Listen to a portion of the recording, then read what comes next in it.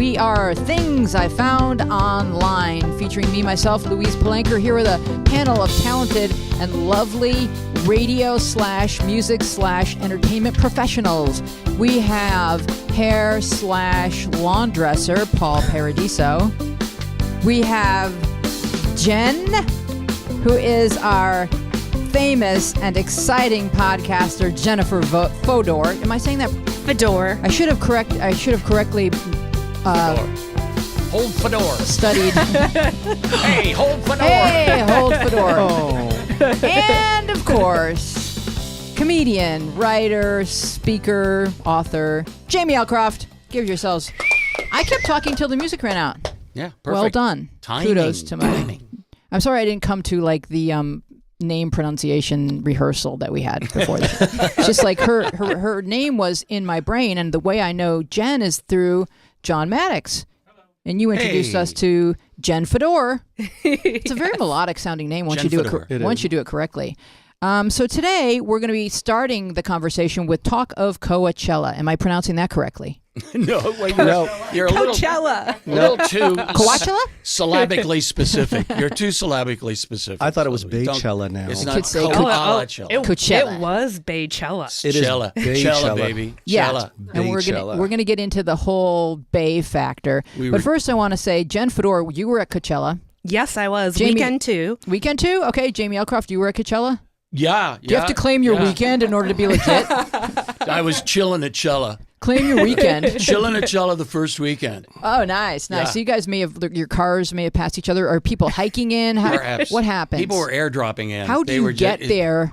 Unbelievable. What goes on? It was just a huge crowd. We were lucky because my daughter was performing there, so we got the VIP parking, which was in a drier cow pasture than the other parking, because the other parking had soaked down that cow pasture. I think a lot of cars just kind of sunk in those. Ooh.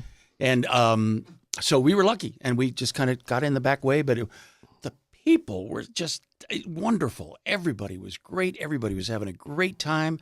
I don't know what the statistics are, but I bet there wasn't a fight at that place. It was like a mini Woodstock. Yeah, it was so much. I had the best time. I did too. Now, did you see Beyonce? Yes. Okay. Oh, yeah. That's in the rundown. We're getting there. This is just the lead up. Yeah. Okay. Yeah. We're just creating tension at this point in the program. I see. Okay. Yeah. Are they going to talk about Beyonce? So if her name is Beyonce, then how come it's Bey-Chella? When do we... How does it work? Bay Day. It's just the beehive. Oh, the beehive. There's the beehive. Yeah. I don't know. The behave. Don't behave. Right, but I'm just saying this. Well, let me start by saying this. Jen, you come to us from your podcast, which is entitled I Love Music. Yes. Yeah. Are those true words? Yeah, I love music. I'm a music enthusiast. Yeah. I go to shows 3 or 4 times a week. Wow. So about maybe a year and a half ago, I started the I Love Music podcast to just interview anyone related to the music industry. So from musicians to managers to agents to get everyone's personal story and journey. All right. So, I'll be on the show because I have a drum set. So, yeah. I qualify. Yes. I have a guitar pick. Do you? Hey. Do you love music? We'll see you next week. I love music too. Yeah, and you not only have a drum set, you have 2 great congas. I've got congas. I've got timbales. How kind of you to notice, right? Yeah. I've got. You're welcome. Oh, thank you. Yes, thank you. Those congas. Wow. So what I want to know is there is sort of a generational gap. It looks like between you two. So you're in there with your glow sticks and just waving with the crowd or whatever. Yeah. If your daughter's on the stage and that's why you're there, who are you rolling with? What do you mean, who am I rolling with? I'm rolling with the family. Right. The whole family went. Yeah. We went backstage. I mean, we had in the accommodation, we slept under the stage. You did? Yes, because we wanted to be there for her performance. Not that we're too radical about this. So you're allowed to sleep under the stage? No. Oh, okay. So did you sleep there? Yes, I did. What were your quarters? What was your accommodation? We stayed with my good friend Steve Bluestein. Oh, okay. And Comedian Steve Bluestein. Yeah, and he's just so funny and from so Fairfax, great. right? And he has just said, "Oh, your daughter's playing at Coachella. You want to stay with me?" He lives at Coachella? No, he lives in Palm Springs. He's in deep. Yeah. Come on. Okay, so Yeah, you I didn't. don't think there is a town called Coachella. But do It's people camp? just an event. Yes. Yeah, some people camp. Okay. I did not camp. I stayed Yeah. at a condo off Yeah, of yeah. Okay. on the shuttle line. So Plumbing. Cool. Yeah. plumbing, yeah. pool, Mhm. Okay. Yeah. The whole bit. AC. Got it. yeah, Yeah. So AC for sure. so, but was it fun for all ages? Fun for all ages. Yeah, it was sure fun for me. And it goes on from more loved like it. what time does the first act go on stage? I just want to Like take me there. One like, o'clock? Yeah, 12:31. Use your words to take me there. Okay. It all starts at 1 o'clock. There's the main stage, and then there's a smaller stage. Yeah, there's and about then- six different Yeah, and then there's stages. 4 other different venues. Yeah. Haley played at the Ganja venue. What was it called? The Gobi. Oh, the Gobi stage. The Gobi stage. Yes, Yeah. the Gobi stage. Yeah, it was the Gobi stage. So go be yourself was basically Yeah. the message they were sending. And then Portugal the Man followed her. Oh. And I love Portugal the Man. Yeah. But live they were just they need to practice A little more. rough. They need to practice A more. studio It was like- band. yeah. Yeah. Yeah, Okay. it was like Steely Dan in the old days. Okay, and then Yeah. when did Haley go up? She went up just before Portugal the Man at 4 o'clock. Okay, Yeah, excellent. we're talking about Haley. We got to put on our Kiyoko hats. Oh wait, we're not talking about Haley yet because I Okay. first wanted because Jen did a We're still lot of talking about like Jen. she did a lot of music journalism. First of all, could you click on her podcast I Love Music so we can see what that looks like, and Yeah, then everybody can subscribe Yeah. and Check it out. There it is. I Love Music. I love that. Who did your logo? My friend Brent French, he is actually in one of the bands I manage called the Bang Ups, and he's an amazing graphic designer and does motion graphics too. So he helped me come up with the Wow. logo. So The first beatbox I've seen in years. yeah. He kind of made it with my personality since I It's- smile a lot. Yeah, it's very fun and friendly. Yeah, totally. We've covered where you sleep. Where do you pee? I don't know. Where'd you pee? Depends. Porta potties.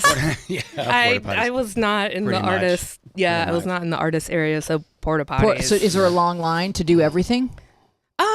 It depends on. There's a lot of The different. timing. It's Yeah, the timing. timing. Because If like you're- if someone's like someone's leaving one of the tents to go to the next show, then the porta potties are going to be slammed. All right. So you want to go? You want to go during a number that everyone else Yeah. is really enjoying. Yeah, definitely. Okay. Yes, And I for go sure. in the ladies' porta potties because they're just cleaner. Yeah. Yeah. Also, I think in California everything's unisexual now. As long as it's a onesie, everyone can go in. Oh, everything. that's true. Yeah. That's true.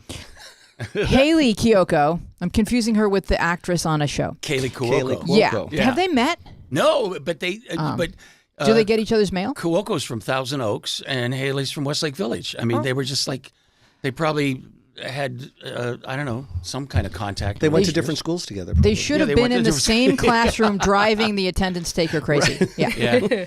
Yeah. So Haley told LA Weekly, the first time I went to Coachella, I was 13, and I remember coming home to my parents and telling them that my dream is to perform at Coachella. Is she lying? Did that happen? No, that happened. That happened. And let me tell you about the trip. Her older sister, Elise, said, I'll drive everybody.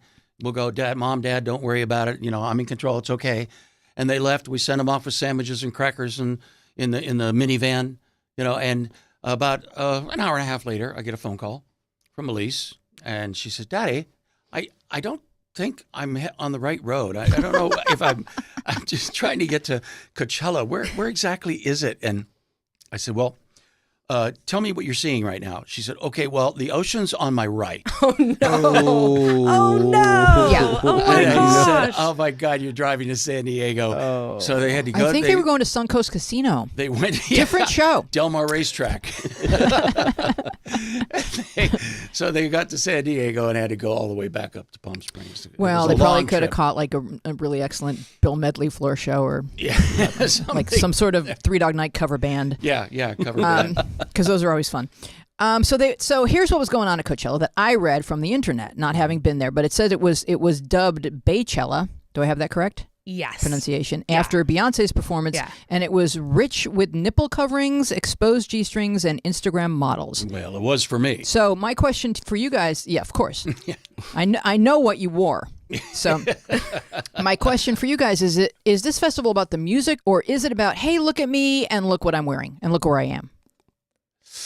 think a little bit of both. But I don't think I an overwhelming preponderance of people were there to be seen. Yeah. I think most people were there to watch and enjoy the music. I go for the music. Experience. I love music, And- but yeah. Good plug. What would you Good say plug. the percentage of? She loves music. Yeah, I love music. That's a great idea. I Yeah. like that. Keep that in the act. But you know, it was about maybe a tenth of the people there were look at me people. Maybe even Yeah. less really, because everybody. It was a great vibe. So, as a music reporter, Jen, you've documented your Coachella experience. How exactly did Beyonce manage to break the internet? There was like 150 people up on stage. She had a whole marching band, like this pyramid of like people dancing in the marching band, and it was just like, And she was dancing along with them. yeah, and like everything was choreographed. It was just it was amazing. It was epic. It was just, She had a step team. I watched it. Yeah. I watched it on YouTube. There you go. Yeah. yeah. I had So it was And where'd you pee? in my bed. Okay. Natch. Odd question, but yeah, no, it was just from that, I couldn't imagine what it was like in person. I mean, it was Yeah. overwhelming looking at it from there and just going, holy guacamole! It was. You know what was pretty nice impressive. was XM Sirius Radio had a broadcast of the show, the main stage, so you could turn to channel 25, I think it was. Yeah, I heard And of you I hear heard the about whole that. thing. Yeah. You can hear Yeah. it. Destiny's Children. Oh, there you go. And that's happening right in front of your face? Pretty like I was Holy pretty cow. close. Wow. It was just Oh, my God. you can see all the people like behind her.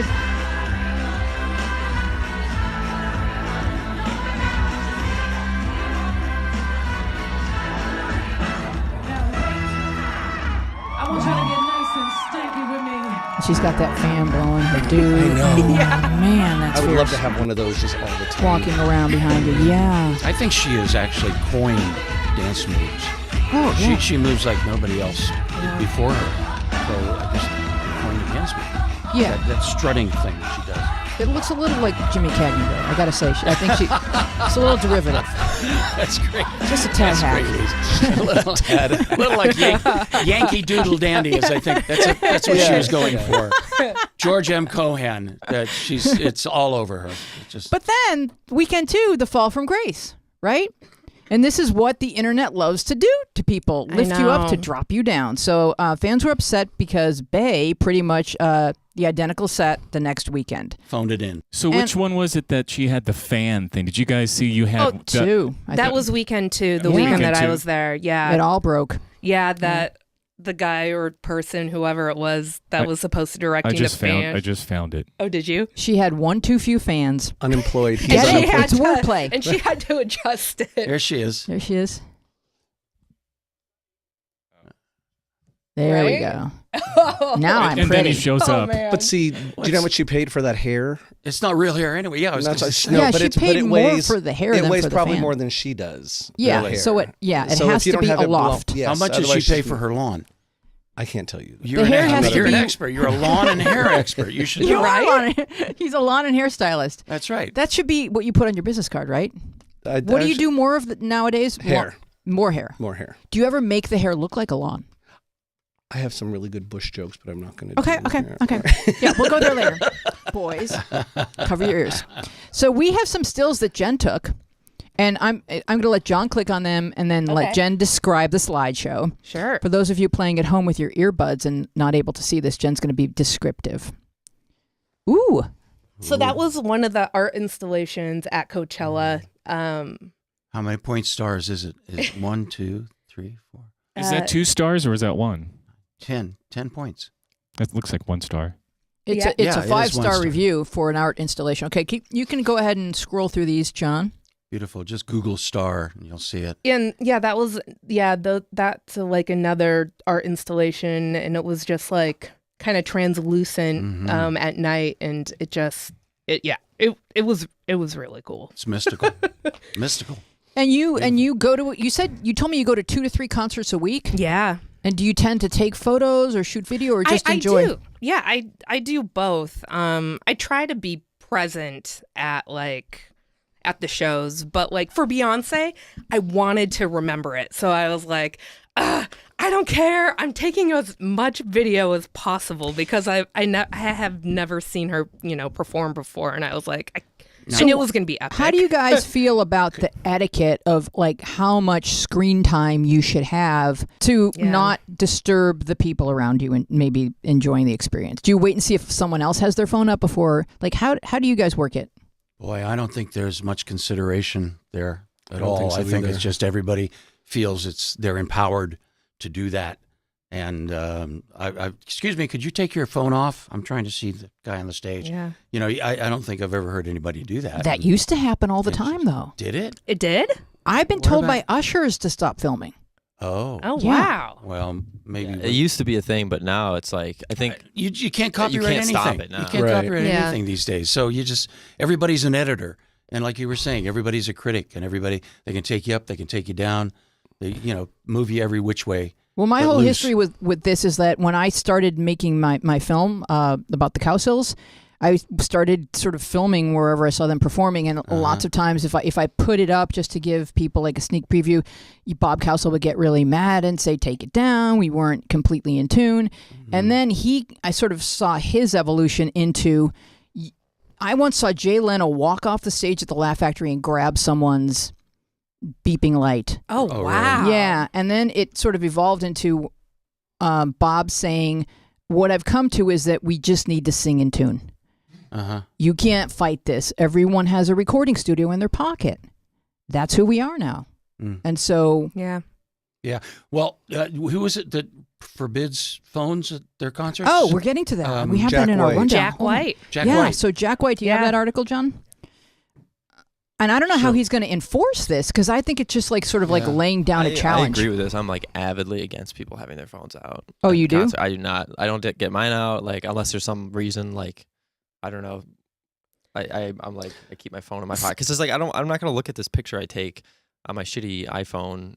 Weeks later I can just go online and look at them performing like pictures. If I Yeah. really So need what's to. ironic is this is an article about Jack White, but then someone in a crowd took the photograph that accompanies this article. So if that hadn't happened, he wouldn't have this picture of himself performing. So it's He actually on his Instagram, on his official Instagram, he kind of does really cover well like each concert so people can go back to so you don't have to. Revisit it. So you don't have to. So he has like professional Yeah. videographers or photographers doing all that. And I think it goes back to That's the smart. artist owning their art. I mean, that's them. That's their work. They should have some sort of control over it. Yeah. I'm kind of nostalgic for the days when you would go to see, Gladys Knight at the Pips when they came to the Melody Fair in Buffalo.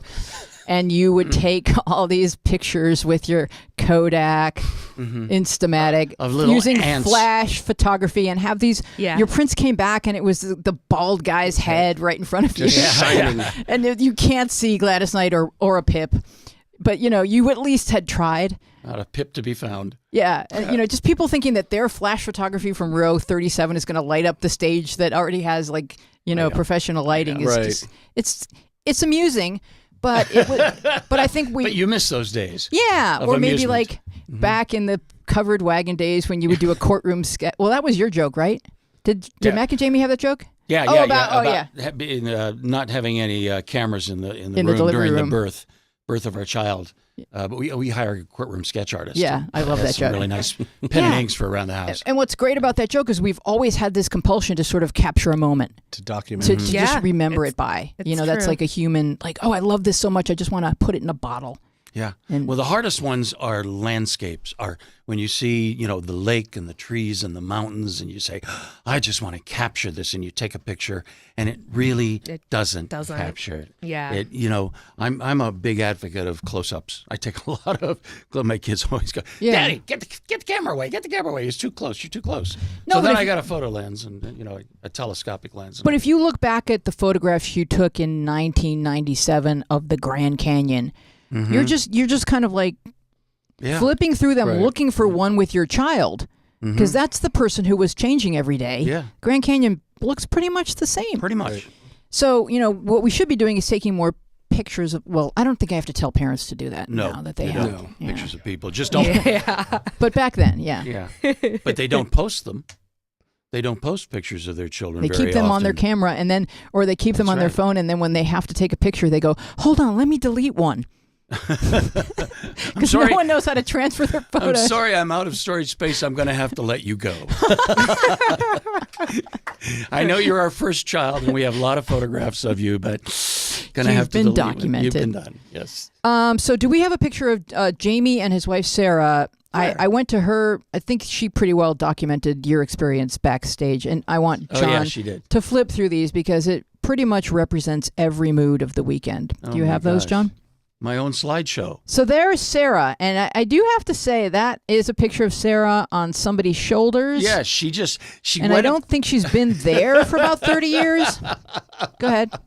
Jamie, please narrate. She is a producer, a film producer that we've gotten to know. She's a big fan of Hayley's, and she's always at the events. And she's a fan of Sarah's, too, because she was at the I, Tonya premiere, because Sarah right there on the shoulders choreographed Margot Robbie and I, Tonya and all the other skaters. And she said, she came up behind, we really don't know this woman very well, but we're getting to know her. She came up behind Sarah and she said, "Spread your legs." Sarah spread her legs. And being an ice skater, she's used to being lifted. Yeah. And this woman yeah. just Oh, stuck yeah. her head between her That's a legs good and point. lifted her up. Yeah. And she was, she was fine with it. I'm okay up here. Yeah. She just needed a glow stick. I don't see that. Well, but hey, the expression on Hayley's face. Did when Haley see her? Yes, when Oh, she looked that's out in the adorable. audience and she saw her mother high above everybody. Oh, that's so else. cool. Aw, that's awesome. So there's you meeting. Well, you narrate. Well, there's me saying hi to Hayley right after the show and telling her how wonderful she was. Okay, keep going, That's it. John. These are the band members. The drummer is at the top from right to left, and the keyboardist is in the middle, and Larry is the sync and lead guitarist at the bottom Nice. of the stairs.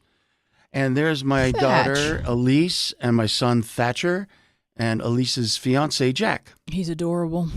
Nice Adorable. kid. And this is the one I love. All I'm right, I'm so chillaxing. you are camped out, I'm chilling at Coachella. finding some personal space. Yes, I did. And where is It this? was- Where? Go back to that one. Where is this located? It was kind of like behind a barbecue pit kind of thing. Okay. Yeah. All right. And I just found a lounge chair, and I thought, hey, I'm going to lounge. You were like, so when's Buffett on? I came to see Kenny Chesney. I'll I don't see understand what's Jimmy. happening. Okay, go ahead, John. Artist and okay. And there we are. There's Jack and Elise and Sarah and moi. And we. And this is the best. This is the selfie. That's a good one. That's a selfie. That's Yeah. awesome. And There's- that's Hayley seeing Elise after the show. And there's not much to say about that. There's Thatcher in the Yeah, background. you can see Thatcher. This is just everybody hanging out. And this is where we put on our Kiyoko hats. Oh, Oh, okay. that's a great shot. All right, so That's your Kiyoko drummer? hats. I have You have the new one. the latest in Kiyoko couture. You have Wheezy's, the yours new is one. pretty cool. Wheezy's Yeah. is cooler for sure. Yeah. That font. You need the duck face. Sweet. Oh, dunk face. So Jen, you manage artists. Yes, I do. Please tell us about that. And because I Uh, want to know, like, is it like being a mom or better because they go home to another home?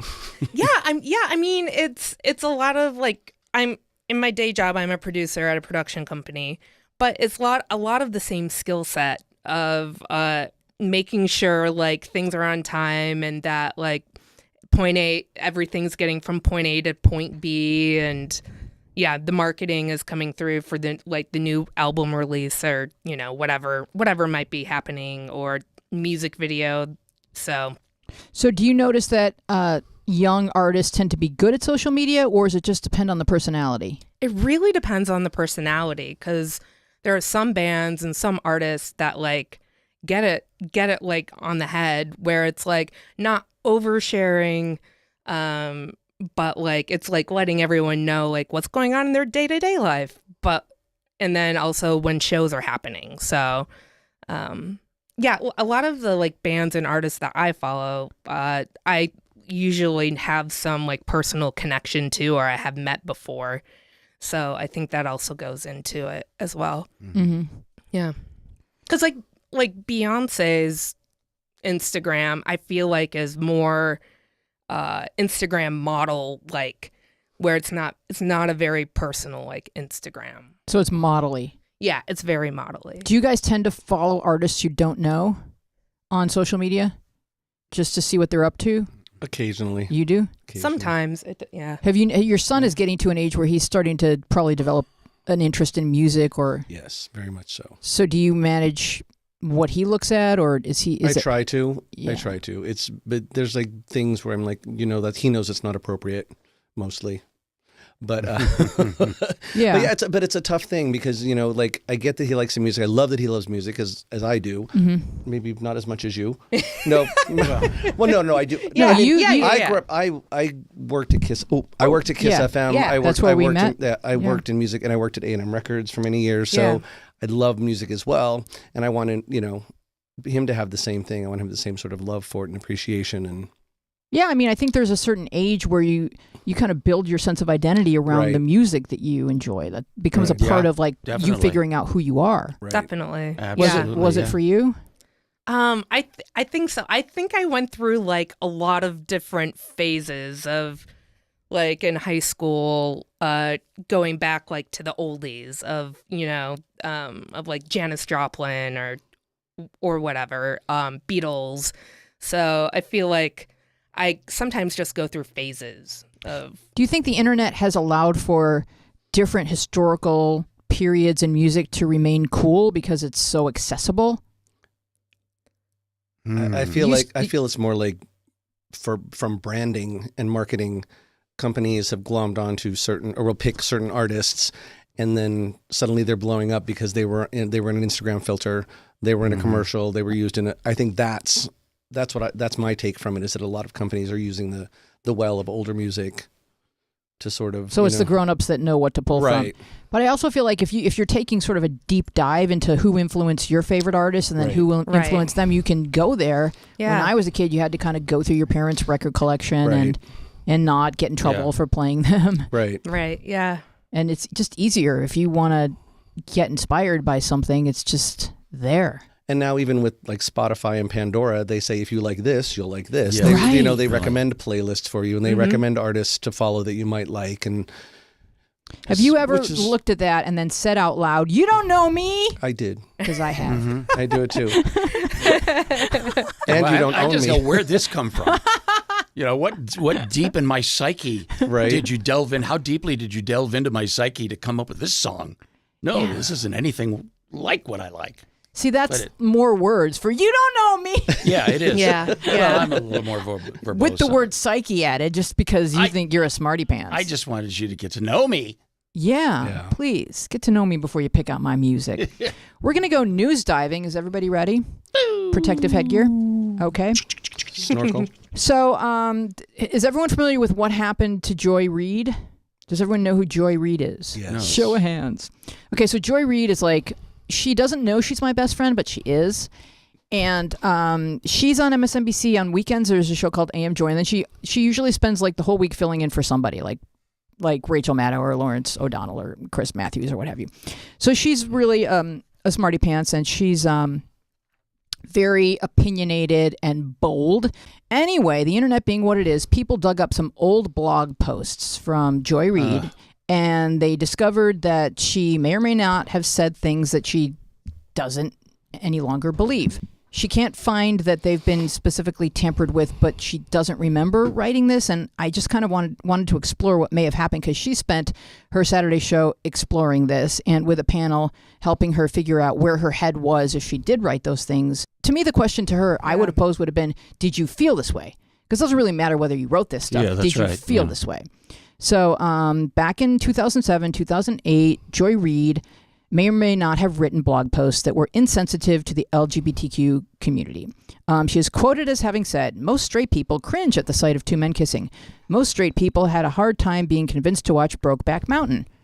This is why so few people went. I admit that I couldn't go see the movie either, despite my sister's ringing endorsement, because I didn't want to watch the two male characters having sex. Does that make me homophobic? Probably. And that's her sassiness coming out. Part of straightness is viewing homosexual sex as gross. She then added that the nature of political correctness means straight people can't say that because, like Hardaway did, I guess there was an athlete who didn't want to play basketball with someone who had come out as gay. Joy addressed this on her show AM Joy with a panel who helps her explore the moving bar of universally accepted behavioral norms. So she was saying that a lot of what was in the blog was sort of in keeping with other things she had posted. She had kind of made fun of Ann Coulter and called her trans, and she had said some other insensitive things. And I just wanted to see what you guys thought of this. Let's assume, for the sake of this conversation, that she did type these things. What she did by saying, well, no one else is saying this, but I'm going to say it, feels Trump-like to me. Mm-hmm. Like things that are, it's not okay to say out loud because you're hurting people. I can't make you feel differently, but I can respectfully ask you not to say things that are specifically hurtful, which is what I would have said to her in 2007. Mm-hmm. How do you guys feel about it? And how do you guys feel about her saying that I no longer feel this way and I'm deeply sorry that I ever typed this stuff? Wow. Why not? I mean, that people change, and we evolve, and we evolve in our thinking, we evolve in our attitudes. We evolve in the things we accept and the things we reject and find offensive may not be offensive years later. I mean, I used to always tell people I was a lesbian, and because I'd love women, right? And I had even a T-shirt that said I'm a lesbian on it. And I don't know, I wouldn't wear that today, but then I ended up raising a child who is a lesbian. And does she have the T-shirt? And my dad's a lesbian. She said no. Her T-shirt says my dad's a lesbian. That works. But my attitude towards it has changed radically because I used to think, oh, it was funny. It was a joke. I used to do a joke about Billie Jean King just got signed by Snap-on Tools as their spokesperson. And stuff like that I wouldn't say today. Yeah. That was, and so I think it's valid to say, okay, rather than, I don't remember saying that, which is very Trump-like, I think she should just say, yes, I said that, but I've changed. I've grown. I'm a different person now. I think you're a different person every day you wake up if you're living life to the fullest. Yeah. Everything that's happened. I love that. Everything that's happened the day before changes you somehow. Yeah. I mean, I know time seems to be in such a damn hurry all the time, but there's just, you have to, 2007 doesn't seem that long ago. What is it, 11 years ago? Yep. Yeah. And I know I've changed in 11 years on some of my points of view. Yeah, I am and too. your Yeah. experiences change you, and sometimes it feels like these jokes are funny because something is not currently circling too close to your own bone. Right. And Yeah. then once it circles closer to your bone, you're like, oh, that's not funny anymore. Yeah. And for me, like I have a gay brother, so that was really early in my life that I was aware, well, people are gay. That's how people are, and so that just is. So, but when I the thing that made me cry the hardest about when Craig came out was things that we had joked about that he laughed along with. That's what was breaking my heart. And it's really depicted in the movie Dear Simon. I don't know if you guys have seen it, but the father has to come to terms with stuff he had said, just assuming that his son was straight. Nobody should assume. Yeah. Yeah, Love Simon. Simon. What did I call it? Yeah. Sorry. Actually, Simon. I think we all have to assume that anyone in the room that we're in is gay. And so if you kind of walk through life with that assumption, are you going to tell people you think it's weird when they kiss? Like, no. Like when Sam Waterston and Martin Sheen kiss, that's hot. That was funny. That was so funny. Well, I think it's the same people that are objecting to men kissing men and women kissing women are probably the same people that object to a white man kissing a black woman or a black woman kissing a white man. Anything that seems unusual to you can feel threatening, I guess. Yeah, it But is. how does it threaten who you love? But that's what I never understand is people who say things and I go, well, how does that affect your life? How does me living my life affect how does it change anything that happens to you? Any other than possibly how you think and how you view people now? How is it affecting your life and why do you care? And as far as Joy goes, the most annoying thing to me is the lack of accountability. Now she's lost so much credibility because she hasn't stood up and said, you know what? I did write this stuff. I don't believe it now. How do you continue as a journalist or an editorial, whatever she is doing, how do people now look at her and go, oh, sure, okay. And are you going to turn around and say you don't remember saying that next week? Are you going to deny you said that? Just say, yeah, you know what? I wrote it, own it, move on. This story's gone. I mean, there are way bigger fish to fry. So I have a question. Where was this blog post? Are they still up on her site, or did somebody go to the Wayback Machine? It was the Wayback Machine. The Wayback Machine. They were archived. Yeah, and there's no evidence that it's been tampered with because it's just a screen cap. I think the Wayback Machine is just screen caps of what they deem important enough to archive. I mean, maybe we can address a future show on the Wayback Machine and see what's in there because I'm sure it would be fun to find my MySpace page. But yeah, I don't know that there's any way to have tampered with her words, and I wish she had just said, I guess I wrote this, rather than if I wrote this, I'm sorry. But maybe she'll come to that point. I mean, she seems to be evolving. But it seems to me now at this point she's lost so much time, wasting time on this and trying to defend and deny, that now it's like, now you've kind of lost a lot of support. Well, let me help you understand. Let me help you understand because I have written a little something which I'm going to call Wheezy's take on this whole thing. Okay. What I want to kind of point out is that in 2008, Mormons, Church of Latter-day Saints from Utah, targeted California voters who were presented with Prop 8, which would abolish the state's recently legalized same-sex marriage. They flooded California with fear tactics. Does this sound familiar? Yep. Specifically targeting the African-American community who would be showing up to vote in support of Barack Obama. So this reminds me of how Russian fear-based propaganda targeted conservatives and rural communities to suit their own agenda of hijacking our election. This is probably where Joy's head was in 2008. African Americans saw marriage equality as a white luxury issue. They were fighting for voter rights, and for most blacks, the struggle for civil rights was born out of the church community, which is by definition pretty Christian.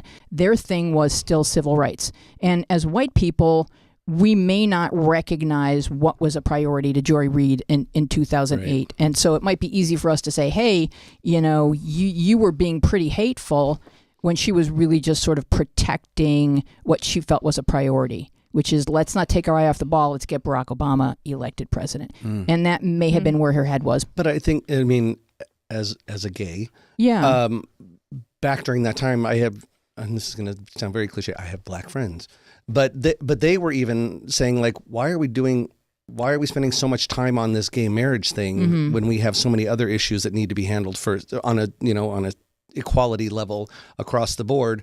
Not a lot of black people, not a lot of gay blacks supported, trying to stop Prop 8. Yeah, because they were like, we don't need to get married. We just need to not get pulled over and arrested and shot. We don't need to be stopped from voting. We don't need all of those things. And so I think that pretty much nails it on the head. It was like a whole thing where they knew where to go. And there's actually, I read something this morning. It's going to be a 4-part series about how the Mormon Church got in with the Catholic Church, used the Catholic Church as sort of a front to push Prop 8 through. Yeah. And 22 and all of those that were, but they because the Catholic Church had a much higher Q rating than the Mormon Church, so they partnered with them and started helping, using them as a front to push all of their agenda through. It was very strategic. There's an excellent documentary called 8, The Mormon Proposition, and for the Mormon religion, they really felt that having a gay child sort of risked their afterlife, that they weren't all going to be together. What? So they really see it as an existential threat that gayness must be rooted out, or we're not all going to get to be together in heaven. Right. So I try to just look at, what's your motive? Why do you feel this way? It's really easy to just say, they had no business in California getting in the middle of our politics. That's a church, and that's my overall arching opinion. Right. But they had a reason to feel like they needed to fight for that. Well, I think it's their underwear. Super threatened. That's what I think. Magic underwear. Yeah. So here's an op-ed from 2008, written by Jasmine A. Kanick. I didn't do my pre-show pronunciation. But she is a of color lesbian, and basically what she's saying is it's interesting to go back and read op-eds or opinion pieces that were written in 2008. She's basically saying, I'm black and I'm a lesbian, and trust me, civil rights is more important than whether or not gay people can get married. I would love to ask her today if she's changed or if her priorities have changed, but I think she would stand by that and say, at that point in time, that's what mattered to me. Yeah. So if we look at what Joy wrote from that perspective. But I also think we're looking at very specific pieces of what she wrote to see all of it. And if there was some sort of change as she went through, as she was writing, to get an idea of where she was coming from, because really you're just taking it out of context almost. I mean, it's not great looking at what it is, absolutely, but like, what is the context within her? Why, with this anger and this vitriol, why is she spewing this way?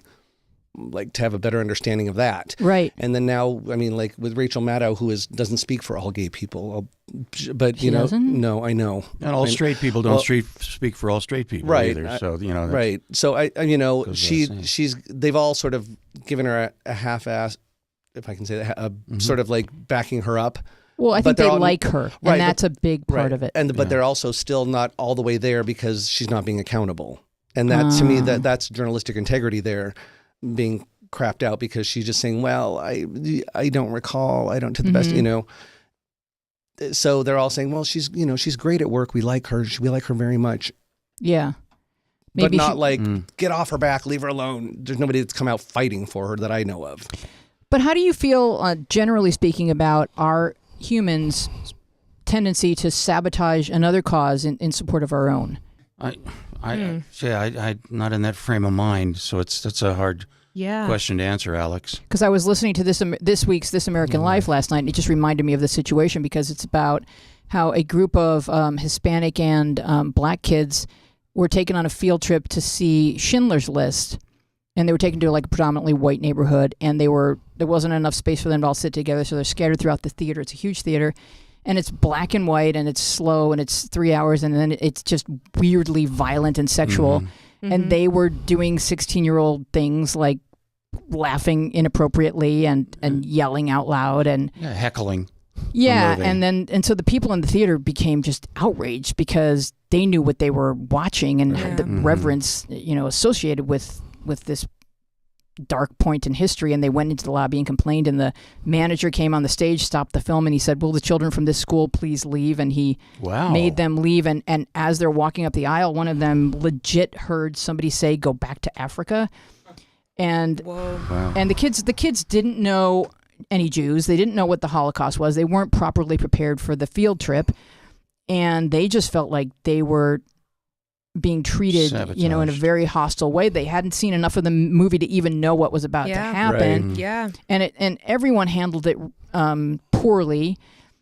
It was blown out of proportion in newspapers, and the kids they felt like, what about our black Holocaust? What about how many years of slavery? Like, what about us? Like, why am I supposed to feel sorry for white people? Because they just saw Jews as white people. Right. So it was just interesting that we all can only see from the vantage point of who we are and our own experiences. And if we expect other people to understand us, we have to explain it to them. Mm-hmm. They're not. I feel like a lot of it is like when you're bringing up any parents who are bringing up their kids, like you got to teach them, I don't know how, but I feel like empathy and teaching them how to be secure in themselves is like the key to avoiding those issues. Because at the end of the day, you're bringing other people down for, whatever they're black, they're different than me, but that's because you're not happy with, or you're insecure with your own self. Mm-hmm. That's a good point. Yeah. So I feel like that is a big part of it. I mean, I'm not a parent, so I don't know, but yeah. Well, my children are a product of a mixed marriage. My wife is Japanese, and we just tried to expose my children to as many types of people and situations as possible. And we always took them into rather adult situations. And they're aware of it now that they're adults. And they say, gee, we're really glad that you did that for us, because, we built up our confidence, and we built up our, I want to find another word for this, but our acceptance of other people and who they are. And the fact that my wife's an ice skater, they were around a lot of gay men in the ice skating world.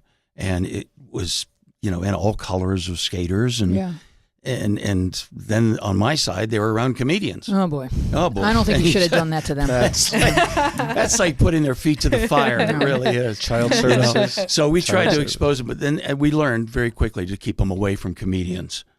So we just expose them to other kinds of people. But I think that's probably what damn it, the world was. Can I say, damn it, the world was heading in the right direction when Obama was in office. I think we were all just kinder and a little nicer to each other, and now all this hate and vitriol and lies have come into our daily life. Every day we get up, there's another crisis, another scandal, another lie denied, another person who's changed their mind about the way they feel about something. It was a typo. Yeah. We ran out of whiteout.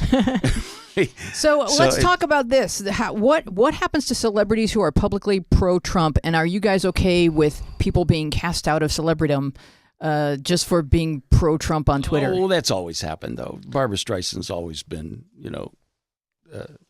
a Democrat and a supporter of the Democrats, and she's been defiled for that. Cher, same thing. And who? Cher, too. Yeah. So celebrity, so Kanye, for example. Kanye, all the one name people. Kanye, Shamu, maybe. So now it feels like people have to publicly unfollow Kanye in order to be kept in the kingdom. So unfollowing Kanye, Drake, Janelle Monáe, Morgan Freeman, Rihanna, Kendrick Lamar. Let's see. I unfollowed him. Yeah. So this is interesting. John Legend texted Kanye. Yeah. I hope you'll reconsider aligning yourself with Trump. You're way too powerful and influential to endorse who he is and what he stands for. And Kanye texted back, I love you, John, and I appreciate your thoughts. You bringing up my fans or my legacy is a tactic based on fear used to manipulate my free thought. Did he get his talking points from Sarah Huckabee Sanders? I thought It's pretty good. It is pretty good. He has the same writers. Obviously, Dennis Miller's writing for him. But now. you have to realize Kanye's got an album coming out.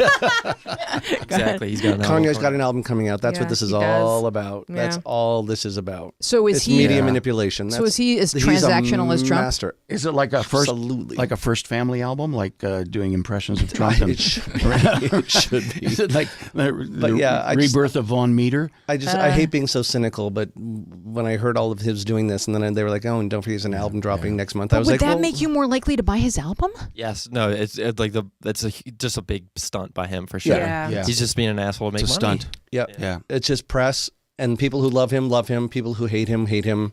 He's trying to win over he's trying to win over the coal miners, who typically who are weren't now Kanye unemployed. West fans. Right. And now that they're unemployed, they can listen to his album all day. That's right. Or the torch wielding villagers. Right. Yes, from Young Frankenstein. Yeah. He's going. He's calling it "I Nazi" is the name of the new album. All right. So are you ready for our features of the day? We have What's Twitter Trending. Oh, there it is. What's Twitter Trending? Yay. So this week I found Twitter trending hashtag Facebook versus Twitter. You want to read that, Thomas? Steve Redmond says, Facebook. Thankfully, I only have to see these people once a year or less. Twitter. Thankfully, I never have to see these people ever. Jeffrey Gould. Mm-hmm. Facebook. Where you lie to your family and friends. Twitter, where you tell the truth to total strangers. That's very true. I like that. That's I like pretty that cool. one. Yeah, it's just clever. Facebook, my kids are the best ever. Twitter, did I even feed my kids today? Any other thoughts about Facebook versus Twitter, like how you guys use it? That is funny. I love Facebook. You love Facebook? Do you use Twitter at all? And I know at my age, I have to use Facebook. I use Twitter. Yeah, I don't use Instagram, and I just don't have time. Yeah, you have to pick. I got to live my life. Everyone picks what they use. If I had no life, I think I'd use those things a little more. Right. But I just, I hit Facebook. I see. I mean, I've caught up with so many old friends over Facebook. And Brittany just had a baby. And I know. Yeah, I saw Brittany's baby. So you get to see the babies like right away, and I love that. My old but comedy maybe partner. not too soon after the birth. I don't want to see not it. too soon. Not too soon. I don't need to see not- baby They in washed him utero. off. Okay, good. I don't need to see the He's been placenta. sponged. No, He's been right. sponged. Yeah. Looks like a But you canned get a good ham. recipe for placenta soup. His name is Liam. He looks beautiful. Yeah. He's So cute. what do you do? I lean more towards Instagram. Mm-hmm. I love taking photos, and I feel like a lot of my friends use that the most out of Facebook and Twitter. I have Your generation, it seems that way. You just you're just thumbing it through. Yeah. And like, but then when you get to the comments, it's like you have to type them, and then there's a little heart to like the comment, and it's like, is there a little heart? Hold on, let me hold this up to the light. It's like everything's so little. Yeah. That's why I'm not quite. Because their eyesight's good. Yeah, they have good eyesight. These millennials with their good eyes. Do you type really fast with your thumbs? Is that what makes it? Yeah, I use my phone and I type. Yeah, I guess I type with my type better on thumbs. my phone than my like a keyboard. Really? Yeah, I think so. Yeah. Wow, you Really? guys amaze me. That is amazing. Yeah. What do you like to use? When Instagram first started, I hated it because I wanted to read what people are. I like to read. I'm a word guy. Yeah. So but then I was like, but Instagram, and now plus with my business, Instagram is so much easier. So let's plug your business. We can follow you on Instagram. What's your business? At Instagram, The Real Fake Italian. The Real Fake Italian. Nice. And you cut people's hair. I cut color, everything. I'm a cosmetologist and a barber. Wow. All that stuff. Yeah. Used to be the whole. We're talking about since lawn and hair. I used to be a landscape architect. I decided I like working with people more than plants. Although I'm changing, my views are changing. It goes. There you go. Yeah, your views You're are gonna changing. go back. Look at my old blogs. You'll see. You're gonna go back to plants. All right. So now we have our next feature, which is called Facebook Feed Time. I believe we have There we go. Facebook feed time. Jamie, I'm just gonna have you record. So this one, this was only 3 posts in this morning.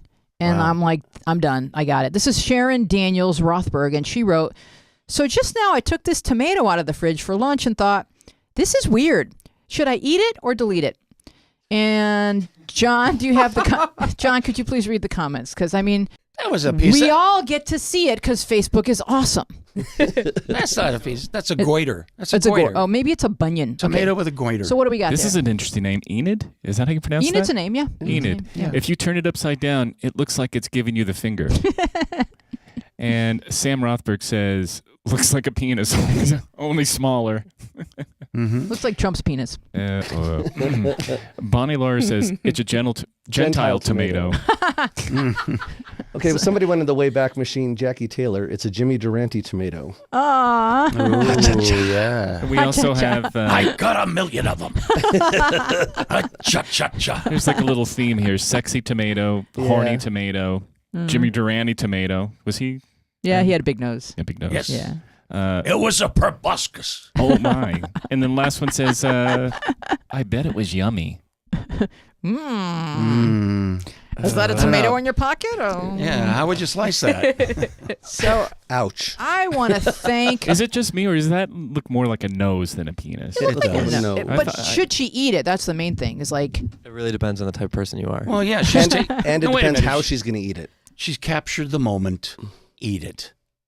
You know, what's she going to do But with do it? tomatoes occasionally do that? Get penises? Just Grow grow I think appendages. There's one company that sells weird fruit. That weird with the vegetables, fruit. yeah. Weird odd fruit shaped. and weird vegetables won't buy. Should look that up. Boy, I bet you they got that tomato beat. Yeah, I mean, she could, if she would have to freeze dry it and then sell it on eBay, correct? She was beating that tomato. Oh. To death. Does anyone have anything to plug? Oh, yeah. I'm doing a comedy show at Mimi's in Thousand Oaks, California on May 5th. That's Saturday, May 5th. Showtime, 7 o'clock, because it's a bedroom community. Can I sit on Sarah's shoulders? Yeah. Well, you have to walk up behind her and say, spread your legs. And I'll be performing with Karen Rontowski, and she'll be holding Sarah up. All right, aloft. In the air, in the loft. And, Karen Rontowski is the headliner. It's very funny. You know Karen? Yeah. Very, very funny girl. Very funny. And and a guy named Marty Ross, very funny. The wrinkled rebel, they call him. Okay. And then I'll be there doing a special guest appearance and breaking in some new material. Nice. Yeah. Great. Awesome. Yeah. Jen, how much do you love music? I love music. All right. I love musicpodcast.com. You can check out all my episodes there. So, check it out. Check it out. I love music podcast. Paul, I'm doing hair. where do we find you? I'm I am doing at hair. That's a great Crimson- show. I love hair. Great show. I love hair. At Crimson Hair Studio. That's Crimson with a K, hair studio in Burbank, California. With a K. Burbank. Yes. Thank you, Jamie, Jen, and Paul. Yeah. Thank you, Thomas, and John, and Dina. Thank you, Jasper, and Brody. Peace. I'm Louise Palanker. Please like, subscribe, and share because we want to be your new favorite podcast. Goodbye, everybody. Bye. Theme music. I love it.